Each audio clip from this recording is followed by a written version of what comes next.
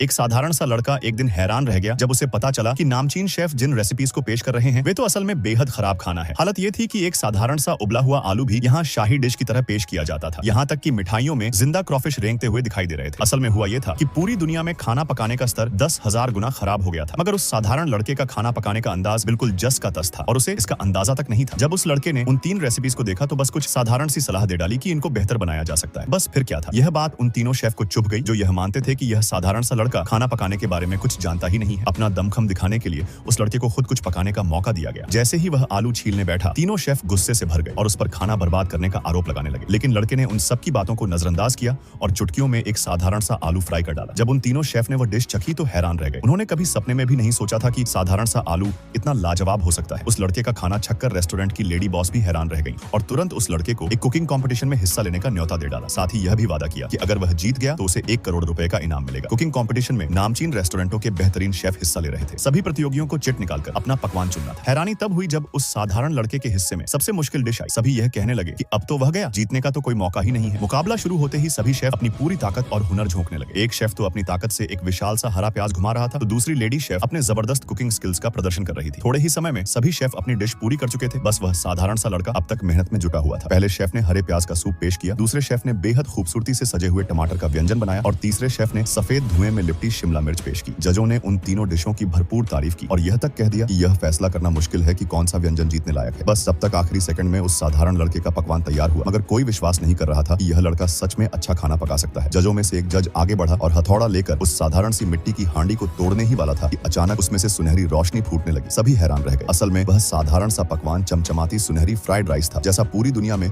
कोई शेफ कभी नहीं पका सका। जैसे ही जज ने उस सुनहरी फ्राइड राइस का पहला निवाला छका, वह इतना रोमांचित हुआ कि बेहोश होकर वहीं गिर पड़ा।